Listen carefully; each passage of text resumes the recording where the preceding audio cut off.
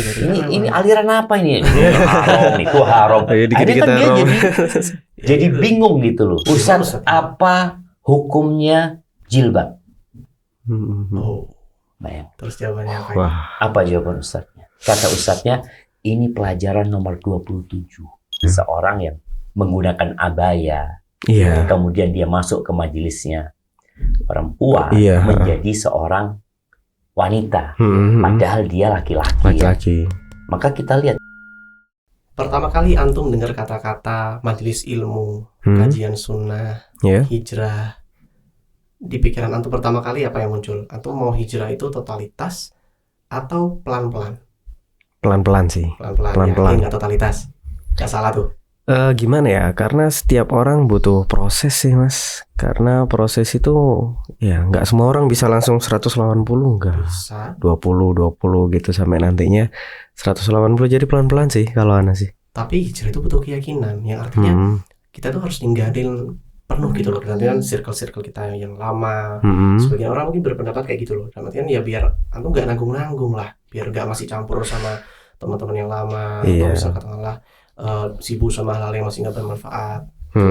Itu loh khawatirnya di situ. Nggak salah tuh. Iya sih, tapi tetap ada mungkin ya kebiasaan-kebiasaan yang itu maksiat, dosa yang nggak bisa langsung ditinggalin sepenuhnya gitu. Berarti tetap jalan maksiatnya. Iya, ada beberapa dosa yang masih jalan, yang satunya tapi udah tobat. Ya pelan-pelan lah proses, tetap ada proses. Ini repot kalau sudah kayak gini. Gimana Ustaz? Nih kok ada orang hijrah ini nyicil Ustaz. Masa kayak misal contohnya nih, dia bener ninggalin zina tapi ribanya tetap kencang Ustaz. Ya apa Ustaz? Proses. Dilurusin ini. Masya Allah, alhamdulillah, wassalatu wassalamu ala rasulullah ma ba'd ya. Ya kalau bicara hijrah, mungkin orang ketika berpikir hijrah itu ada hijrah fisik, di mana berpindah dari satu negeri ke negeri lainnya. Yang kayaknya nggak mungkin setengah-setengah ya. Masa kakinya satu gimana tuh. Jadi ketika dia pindah ya pindah seluruhnya gitu. Dia itu pindah meninggalkan tempat itu gitu. Kemudian ada hijrah hati.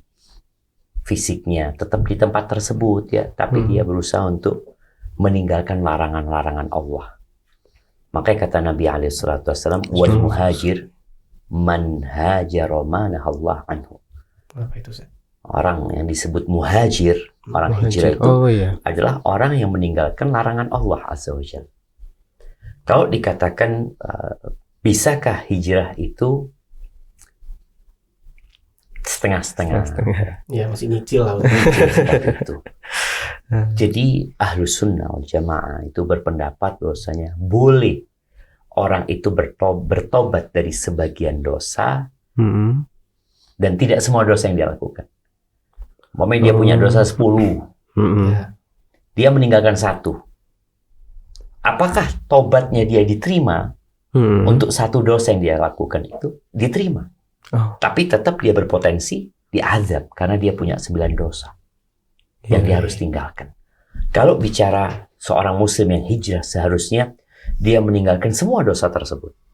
Tapi kalau memang ada sesuatu yang belum bisa ditinggalkan, maka hendaklah dia niat untuk meninggalkan. Jadi prosesnya itu bukan dia tidak mau meninggalkan. Kan ada orang yang enggak lah, anak milih-milih. Artinya dia itu yang ini aku terima, yang ini aku nggak terima. Nggak boleh, karena secara hukum agama kita harus masuk ke dalam Islam secara kafah gitu loh.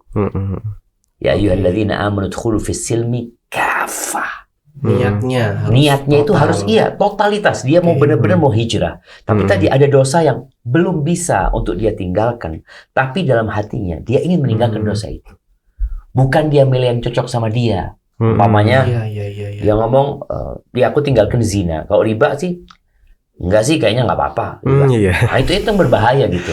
Tapi ketika dia ngomong, enggak, aku tahu ini dosa juga, ini dosa, dan aku bertekad untuk meninggalkan. Disinilah orang akan dikasih taufik sama Allah Azza wa Jalla. Karena dia punya niat yang benar. Tapi mungkin kondisinya belum memungkinkan. Boleh jadi orang ini kerja di tempat yang Ya ribawi tadi itu. Yang ribawi atau tempat yang ada banyak kemaksiatan ya. Dia terikat dengan kontrak di sana.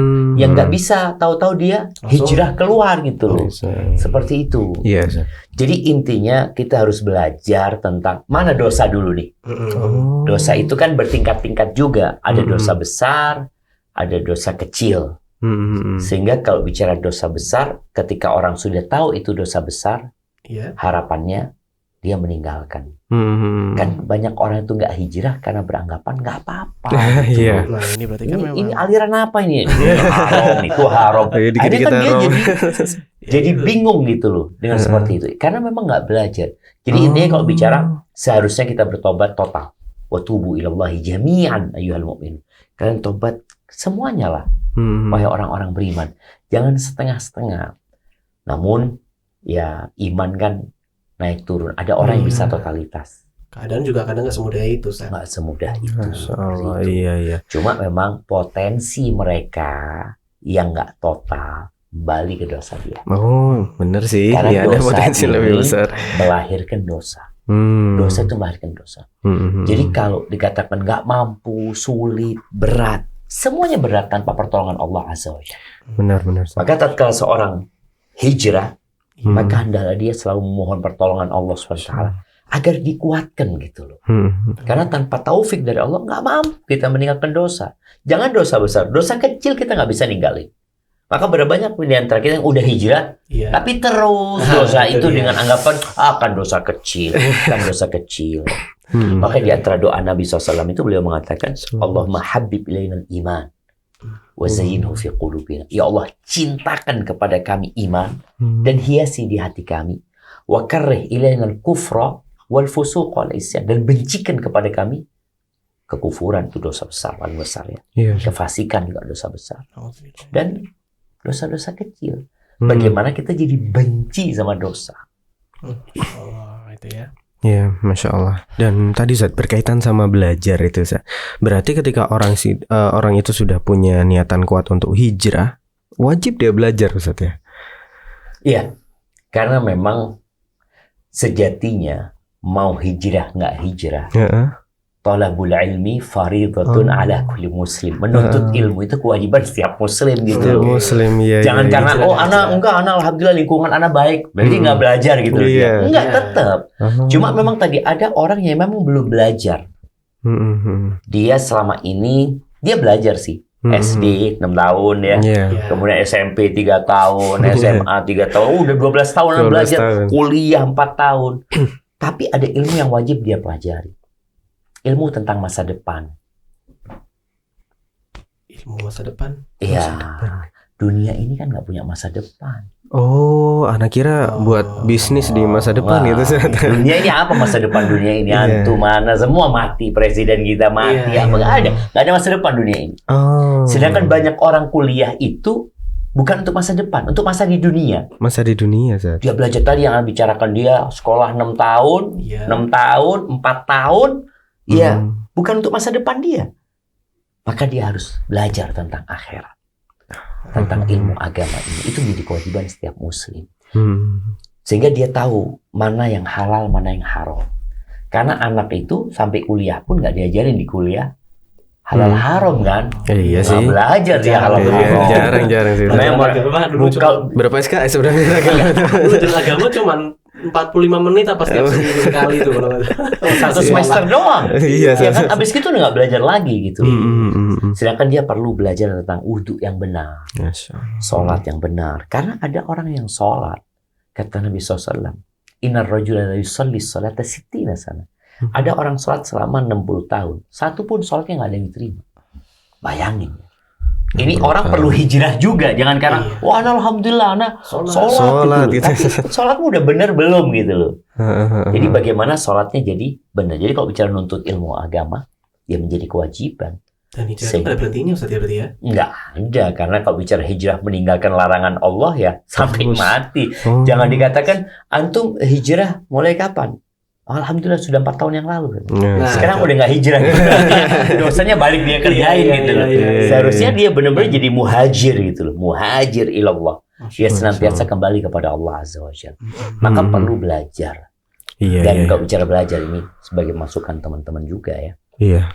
Tiap pagi Nabi SAW itu berdoa, Allahumma inni as'aluka ilman nafi. Ilman nafi'. Tiap hari. Maka nggak ada hari tanpa belajar. Engkau kan minta ilmu. Iya, Terus gimana cara mendapatkan ilmu? Ya belajar. belajar. Apa dia diam-diam kemudian dapat ilham ya, atau jadi pintar gitu kan? Kan enggak perlu belajar. Kau tiap hari minta, engkau perlu ada usaha. Tiap hari minta rezeki. Iya. Ya, usaha. Habis subuh tidur, main game. Hmm. Langit itu tidak menurunkan hujan emas dan perak gitu loh. Iya, iya. Jadi gitu, ilmu itu dengan dipelajari. Ha, Ustaz. Nah, tapi gini Ustaz, bener ya kita misal belajar nih, ngaji umpamanya. Tapi kadang ada Ustaz, ini anak sedih nih, anak pribadi tuh kayak sedih tuh kadang lihat ada sebagian dari orang-orang yang sudah ngaji, Ustaz bilangnya udah ngaji, sudah belajar. Tapi ilmu itu membuat dia jadi mungkin sombong istilahnya ya. Jadi kayak gini loh keadaan itu ya. Contoh ada nih orang yang baru datang misal akhwat umpamanya Ustaz. Baru Yang hijrah masjid. nih. Nah baru hijrah nih Ustaz. Baru hijrah, baru mengenal Islam umpamanya. Dia masih belum menutup aurat secara sempurna. Oh iya, Contoh, iya. datang ke masjid, majelis dan di sana tuh udah, dan kemudian pandangannya para akhwat-akhwat yang udah gak enak Ustaz. Misal namanya seperti itu. Antum pernah di majelisnya akhwat? Ya enggak dong Ustaz. Enggak, ini dia bahaya. mau. Kok dia tahu pandangannya akhwat-akhwat gitu? Umpamanya gitu ya. Senyum-senyum aja dia. Yang umpamanya aja Ustaz. Dapat cerita, dapat cerita. Yang ikhwan lah. Antum contohnya yang akhwat lah. Yang ikhwan. Karena kita nggak pernah di majelisnya akhwat kita. Nah, ya yang ikhwan tadi itu Ustaz, termasuk di antaranya Ustaz. Jadi kayak yang udah ngaji, udah belajar Mungkin nih, pakaiannya masih ya masih apa ya, bolong-bolong metal lah, seperti itu ya. Masih lama Ustaz. Padahal kan harusnya kan ya kita merangkul gitu. Bahkan ini Ana jadi ingat Ustaz. Ana jadi ingat bahkan ada sampai mungkin ya, bahkan ini afwan ya. Bahkan sampai ada yang afwan mungkin kayak waria pernah datang ke majelis sampai di tingkat itu. Terus mungkin kita bersuzon dia mau belajar mungkin ya. Dia mungkin bilang belajar tapi ternyata malah dapat hujatan gitu. Mungkin dapatnya memang benar sih memang ada salahnya, tapi kadang-kadang juga ada hujan-hujan itu berlebihan sekali kadang-kadang kita lihat dulu. Padahal ya, dan itu kadang bikin, itu salah satu kasus ya, itu kadang bikin orang-orang yang mau hijrah itu jadi batal Ustaz, nggak jadi karena sudah merasa diserang dulu Ustaz sama jamaah-jamaahnya Ustaz, udah diserang-serang, udahlah ternyata kok serem juga ya sih kalau orang-orang kajian Ustaz ya. Itu aduh ini gimana nih Ustaz? Itu masalah ya. Masalahnya gini, Allah itu cinta sama orang yang tobat, senang gitu. Bagaimana gembiranya Allah ketika ada orang kembali kepada Allah Subhanahu wa taala. Seperti gembiranya kita kalau kita kehilangan onta kita di padang pasir. Padahal onta itu di situ ada barang-barang kita, air kita, maka tahu-tahu onta itu hilang. Ketika onta itu kembali, gimana gembiranya kita? Allah itu lallahu asyaddu farahan. Allah itu lebih gembira daripada gembiranya orang ini. Loh, kita ini sebagai hamba Allah hendaklah mencontoh Allah. Seharusnya kita gembira ketika ngelihat orang hijrah. Meskipun masih belum. Ya memang dia kan baru belajar, makanya dia datang ke majelis ilmu. Ini sebuah keutamaan ya. Memang tadi yang disebutkan ada orang yang mungkin teman-teman jadi kayak sombong, dongkak. Enggak juga sih, mungkin karena kurangnya ilmu ya. Ana ingat dengan seorang ustadz ya. Dia dulu cerita di majelis dia, mungkin tahun 90-an itu, waktu itu ada gerakan jilbab. Gerakan jilbab. Ya, artinya ada sampai ada buku revolusi jilbab ya. Bagaimana anak-anak SMA yang pakai jilbab dikeluarkan dari sekolahannya, dilarang pakai jilbab itu. Tahun 89 90. Jadi nggak boleh pakai jilbab. Masih asing mungkin ya. Masih asing pada waktu itu. Ini ustadz lagi kajian di masjid, ada satu perempuan. Antum lihat ya, banyak akhwat-akhwat itu, bicara akhwat ya. Akhwat-akhwat itu yang kerja di perusahaan, mungkin jaga toko, dia pakai baju mini. Ketika masuk waktu sholat, dia bawa mukena. Iya kan? Dia bawa mukena. Ini akhwat bukan? Akhwat. Bukan kalau nggak pakai jilbab, cewek gitu kan. Orang kan gitu kan. Kalau pakai jilbab syar'i baru akhwat gitu kan. Ini akhwat nih. Akhwat nih. Kalau pakai pendek, cewek gitu. Iya, ini subhanallah, dia dengan pakaian mininya, dia ke masjid kan lagi ada kajian. Dia tanya, "Ustadz, mau tanya Ustadz, Dengan pakaian seperti ini, dia nggak pakai jilbab. Dia tanya, Gimana, Ustaz, Ustaz? apa hukumnya jilbab? Oh, Bayang. terus jawabannya apa? Wah. Apa jawaban Ustaznya? Kata Ustaznya, ini pelajaran nomor 27. Nomor satunya apa dong? kalau Iya. Jadi memang proses hijrah itu gitu? Iya. harus dimulai dengan tauhid, dengan keimanan. Oh. Ketika seorang itu imannya kuat, Iya. kalau tadi antum sampaikan, ya sulit mau hijrah 100% gitu. Iya, Memang benar. sulit ketika imannya lemah, tapi ketika imannya kuat, itu Allah permisalkan kalimat thayyibah itu, la ilaha illallah seperti pohon, kasyajaratil thayyibah. Iya. Seperti pohon yang Pohon. kuat. Asluha thabit wa far'uha fis sama. Oh. Akarnya itu menancap di bumi, kemudian cabang-cabangnya itu di atas tinggi di langit. Tu'ti ukulaha kullahin bi'idzni rabbih. Buahnya jangan ditanya gitu loh. Iya. Yang penting ini udah tekadnya dulu Oh, tekadnya dulu, nancep. Tadi dikuatkan keimanannya. Jadi Ustadz ini, karena ada orang yang kalau dikasih tahu hukum, dia nggak terima. Mental. Mental hukum itu. Karena imannya belum kuat. Makanya Ustadz mulai itu kajian. Kajian tentang tauhid, ya, tentang tafsir. Terus ketika imannya kuat, belum sampai pembahasan jilbab, tuh perempuan udah pakai jilbab. Masya Allah. Jadi kita kadang-kadang kan enggak, kita hukumnya haram. itu ini harus kayak gini. Kadang-kadang kita seperti itu. Padahal tadi bagaimana kita merakul teman-teman seperti itu. Jangan diusir atau jangan Kalau memang ada orang yang bermasalah, kita perlu melakukan klarifikasi. Oh, oke. Karena memang ada juga yang ikhwan Iya. Iya. pakai cadar di Itu tuh. majelisnya akhwat. Oh, masuk ini di- bukan orang mau hijrah ini. Oh. Oke. Ini orang sakit memang. Oh alah, iya. Ada iya. kan Gimana dong? yang ketangkep ya ini Iya. itu seperti Ada itu. beberapa yang kasus model ada, seperti Zan. itu. Mm-mm. Jadi memang kita itu seharusnya merangkul teman-teman kita yang mau hijrah. Mm-mm. Nah, Ada satu kawan di Surabaya. Mm-mm. Awal dia hijrah, dia berangkat ke masjid. Mm-mm. Iya. Kalau nggak salah masjid apa, masjid Mujahidin kalau nggak salah. Nah, ini si ikhwan di bagian ikhwan, si istrinya di bagian akhwat. Mm. Si ikhwan ini WA istrinya. Engkau ada yang nyapa nggak? Mm-mm. Kata istrinya, nggak ada. Oh. Sama. Oh. Jadi dia di lautan umat Islam yang sedang kajian, dia seakan-akan sendirian. Ini loh maksudnya. Iya. Ini yang kadang-kala Bisa kan sebenarnya kayak gini. Iya, ini meresahkan. Hmm. Makanya Anda sering kali kajian kan Anda sampaikan, Iya. tolong kenalan sama yang di kanan dan di kirinya. Karena kadang-kala kita datang ke masjid sendiri, nggak ngurus sama orang gitu. Mereka saudara kita. Benar. Boleh jadi ini ada orang yang mau hijrah, dia nggak tahu mulai dari mana. Ketika engkau menyapa dia, assalamualaikum, ahlan wa sahlan, dari mana? Seperti itu. Udah mulai kapan ikut kajian mungkin ya? Di sinilah, oh orang baru, ya Allah, sini.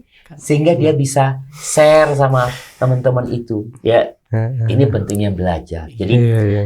sampai beberapa ustaz kan selalu menekankan adab dulu sebelum ilmu. Karena ada orang yang ilmunya tinggi tapi adabnya kurang seperti itu. Betul. Ini menjadi PR kita bersama ya. Masya Harapannya Allah. memang setiap ustadz ketika kajian itu mengulangi lagi, sampaikan bagaimana tolong kenalan sama di kanan dan di kirinya. Orang itu Iya. seneng kalau ada yang ngajak kenalan. Ngajak gitu. kenalan. Dia mungkin Adem belum gitu berjenggot ya. Iya, Dia belum umpamanya. jenggot, mungkin secara penampilan dia pakai Ketat apa tadi? ketat ngomongnya. metal, Iya. mungkin apa ini itu. Tapi seneng saya kalau disambut umpamanya. Ini Adem jadi gitu. pahala, ini jadi Pahala. pahala. Oh bisa gitu Zat? Jadi pahala. Artinya jadi buat teman-teman yang merasa imannya paling kuat tadi mungkin ya. Nah, itu. Iya. Nabi alaihissalatu wasallam mengatakan akmalul mu'minina imanan ahsanum khuluqan. Masya Allah. Orang mukmin yang paling sempurna imannya, yang paling baik akhlaknya. Oh, Masya Allah. Jadi kalau engkau benar imanmu kuat, ini loh orang dicintai Allah.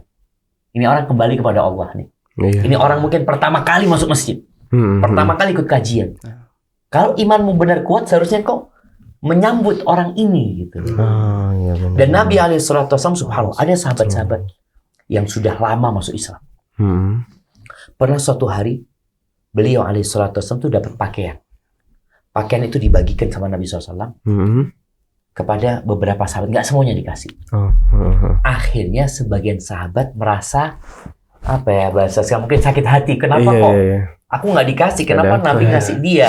Kan hadiah ini tanda cinta gitu loh. Kenapa aku nggak Apa nggak dikasih? cinta sama aku? Apa Iya. nggak cinta? Itu akhirnya membuat para sahabat bertanya-tanya. Rasulullah SAW naik mimbar. Beliau mengatakan, inni la'uti rijalan wa ada'u rijalan. Ada sebagian orang yang aku kasih dan sebagian tidak aku kasih. Oke, itu Dan yang menarik. tidak aku kasih lebih aku cintai daripada yang aku kasih. Iya. Nabi ngasih itu karena tadi orangnya baru hijrah. Jadi kita bahkan melebihkan orang yang baru ini Iya, daripada iya, kawan lama kita. Iya. Iya. Cuma kan orang, oh, Fulan kok berubah sama anak? Bukan berubah, Bukan. tapi ini ada kondisi Iya. yang menyebabkan kita harus lebih memperhatikan dia. Iya. Karena dia baru hijrah. Masya Allah. Jadi adabnya itu ada diajarkan Nabi SAW. Oh, Maka jangan sampai kemudian tadi kita lebih peduli sama yang sudah lama hijrah. Iya. Ini lama hijrah, antum nggak sapa nggak apa-apa. Itu hijrah. Tapi yang baru hijrah ini, kalau antum nggak sapa, dia nggak datang lagi kajian nanti. Kenapa? Aduh, aku datang ke sana sini semua memandangnya ya. Iya, benar-benar. Masya Allah. Kadang kalau dia mungkin mau duduk rapat sama kita menjauh. Gitu. Aduh, sapa Fulan ini. Masya Allah. Ya Ustaz, balik lagi ke tadi Ustaz, antum sempat menyampaikan bahwa ada orang yang dia masih mungkin pada penampilan dulunya dan itu masih wajar gitu Ustaz. Tapi ada yang tadi sakit Ustaz. Nah itu batasannya seberapa Ustaz? Orang ini sakit atau orang ini ya wajar-wajar aja untuk kita biarkan dia seperti itu. Dan kalau terjadi di majelis kita ada orang yang sakit tadi tuh Ustaz, sikap kita gimana Ustaz harusnya? Tegurannya gimana maksudnya? Tuh. Hmm. Yang sakit yang pakai. Kalau yang benar-benar sakit tadi, seperti seorang yang menggunakan abaya, Iya. kemudian dia masuk ke majelisnya perempuan, Iya. menjadi seorang wanita, padahal dia laki-laki. Laki-laki. Maka kita lihat kalau ternyata memang dia sakit dalam artian dia ingin melihat perempuan-perempuan tersebut, ini bukan orang mau hijrah. Ada maksud lain. Ada maksud Ada lain. maksud lain. Tapi kalau kondisi ada orang yang memang dia mungkin, ya dia salah jalan dulu. Iya. Iya. Dia salah jalan dulu dan dia ingin berubah. Kadang-kala kan dia bingung, dia ini mau di tempatnya laki-laki atau tempatnya perempuan. Iya Ustaz. Kebiasaannya sama perempuan. Kebiasaan dia kumpul sama perempuan gitu. Iya. Akhirnya dia ke tempat itu. Maka untuk yang seperti ini seharusnya ya kita manggil dia ya, menanyakan kepada dia sambil menunjukkan kita itu sayang sama dia. Oh. Dengan cinta. Dengan cinta dan Iya, sayang iya. ini orang akhirnya jadi mau karena terus terang orang-orang yang seperti itu adalah orang-orang yang menderita sebenarnya dia. Dia menderita, dia nggak mendapatkan kebahagiaan di sana. Nah, tugas kita adalah menyelamatkan orang-orang tersebut. Iya. La ayyahdiyallahu bika rajulan. Satu orang dapat hidayah lewat jalanmu, atau Allah kasih hidayah dia lewat jalanmu ya. Karena engkau yang bantu ini dan itu lebih baik daripada humrun na'am. Maka kita harus berusaha untuk merangkul teman-teman yang mau hijrah. Jangan sampai orang itu benci dengan dakwah ini gara-gara kita. Dosa besar kita nih. Orang yang mau masuk Islam gara-gara sikap kita jadi nggak mau masuk Islam. Orang yang mau hijrah gara-gara sikap kita jadi mereka nggak jadi hijrah. Kita penyebabnya dosa besar kita. Menghalangi orang dari pintu hidayah. Iya. Kita seharusnya Waduh. ya berusaha gitu loh, berusaha. Iya, Masya Allah. Gitu. Berarti nggak Ini benar. bukan hanya di dunia offline ya, di online pun seharusnya seperti itu. Oh iya. Demikian.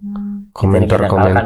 komen-komen, Iya, ya, iya, komen-komen yang negatif terkadang. Kita kadang-kala bisa komen yang positif Iya. dengan harapan dia jadi simpati gitu loh. Kenapa kita harus kasih komen yang Negatif. pedes Iya, gitu, yang pedes. Nyerang, bawahnya gatel pengen nyerang mulu. Iya. seperti itu. Dan Ana udah mulai lihat nih ya, biasanya di gimana? komen-komen itu ada satu yang komennya pedes, Iya. tapi di bawahnya ada yang nimpal, udahlah doakan semoga dia dapat hidayah. Dia belum Oh ngerti. iya. Jadi sudah mulai Ada. netizen ini sudah saling Iya. menasehati gitu Masya loh. Allah. Seperti itu. Karena Iya, tetap tujuan kita ini, kita nggak ingin orang lain masuk neraka. Benar. Kita kalau bisa bareng-bareng masuk surga. Iya. Cuma ya harus tahu hikmah, Cara yang terbaik ya. Seperti Masya Allah. Barakallahu fiik. Wafikum barakallah. Nah ini kemarin kami sempat membuka Q&A nih Zat, untuk netizen yang ingin curhat atau ingin share pengalaman perihal masa lalunya Dan ketika hijrah itu mendapatkan dampak ya mungkin. dampak dia entah mungkin dikucilkan, dicemooh, Masya Allah. Nah ini ada dari salah satu saudara kita, ilmu sudah benar, tapi maaf saya bertemu orang-orang yang sok sunnah kalau di kajian. Nah seperti itu Ustaz. Paling Mungkin iya, mungkin yang dimaksud Ustaz tadi akhirnya membuat dia nggak enak gitu hatinya, kok orang-orang di kajian tuh sinis gitu Ustaz ya. Mungkin kasih semangat aja Ustaz. Iya, orang-orang yang seperti ini. Gimana yang sempat down ini Ustaz, barangkali tengah perjalanan dicemooh tuh gimana? Nah, jadi kalau yang bertanya ini orang yang bermasalah, anak akan kasih nasihat. Tapi kan orang ini yang mendapatkan sikap yang nggak baik ya. Iya. Teman-teman. Maka nasihat anak, kita tuh nggak akan pernah selamat dari omongan orang ya. Kita nggak bisa ngontrol sikap orang. Tapi kita ketika mendapati masalah seperti itu, kita harus kuatkan diri kita. Karena jangan sampai tadi ada sebagian orang yang gagal hijrah, mundur hijrah, gara-gara itu tadi model kayak gitu, orang-orang kayak gitu. Iya sih. Artinya memang orang itu akan dihisap sama Allah pada hari kiamat, tapi kok juga akan dihisap gara-gara nggak jadi hijrah gitu. Oh, sama-sama dihisap sih. Sama-sama gitu. Ini kan ujian ya. Ujian. Bahkan kalau engkau mungkin hanya seperti itu, ada orang yang hijrah disiksa sama orang tuanya. Allah. Bahkan sebagian sahabat dibunuh ketika mereka hijrah. Jadi bukan hanya sikap yang negatif dari sisi tidak memberi wajah, ya tidak menghargai. Ini sampai disakitin gitu. Tapi itu tidak membuat mereka akhirnya mundur, kembali ke jalan lama dia. Ya udah, ketika kau mendapati sikap yang buruk seperti itu adalah oknum. Iya. Sebenarnya sunnah nggak seperti itu. Sunnah nggak kayak gitu. Karena sunnah Nabi SAW itu mengajarkan kita untuk cinta kepada saudara kita sebagaimana cinta kepada diri kita sendiri. Jadi waktu tadi yang diutamakan. Iya, seperti itu. Jadi jangan sampai oknum-oknum itu membuat kita gagal hijrah. Karena antum tetap akan dihisap di hari kiamat. Kalau mengatakan ya Allah gara-gara fulan, nggak ada gara-gara fulan gitu. Memang fulan jadi penyebab, tapi kenapa engkau meninggalkan jalan kebenaran? Wah, iya benar juga. Seperti itu. Maka buat orang-orang yang niat hijrah, jangan putus asa ketika mendapati sikap yang dari keluarganya, atau dari lingkungan, dari teman-teman yang baru bukan yang baru hijrah ya. Di perkumpulan baru dia, komunitas baru dia yang mungkin sikapnya kurang baik ya. Karena ada orang mengatakan, Ustaz, anak kok ketemu akhi-akhi yang afan akhi, utang nggak bayar, gitu. Artinya dia jadi meninggalkan jalan kebenaran. Jangan. Iya. Jangan. Masya Allah. Ya, ada lagi nih Ustaz. Saudara kita juga mengatakan awal-awal anak pakai hijab, ditanya anak pondok kah? Pakai hijab terus di rumah, dan yang nanya ini rata-rata orang Islam. Masya Allah ya. Asing dengan syariat sendiri. Iya. Gimana? Jadi yang pakai jilbab mungkin orang pondok aja gitu, anak pondok aja. Nah, ya alhamdulillah sebenarnya mereka berpandangan bahwasanya jilbab itu baik. Oh iya benar juga sih. Kalau bicara anak pondok, anaknya anak belajar agama, iya. sehingga dia tahu mana yang wajib dan mana yang haram. Yang haram. Cara ngomongnya kadang nyebelin. Ya seperti itu. Kemarin Anda dapat video di Arab, dapat potongan video. Ada 4 perempuan pakai jilbab masuk ke mall. Karena memang mall itu kebiasaan orang buka aurat. Ketika 4 orang ini masuk, seluruh mall mandang 4 orang ini. Oh iya. Karena aneh kan? Aneh sampai penjaga tokonya ini apa ini? Jadi yang syar'i jadi aneh. Yang nggak syar'i biasa gitu loh. Orang memang biasa buka-bukaan gitu loh. Jadi kembali celaan-celaan, cemoohan, bulian dari orang-orang itu, ya memang jalan menuju ke surga itu sulit. Nggak mudah.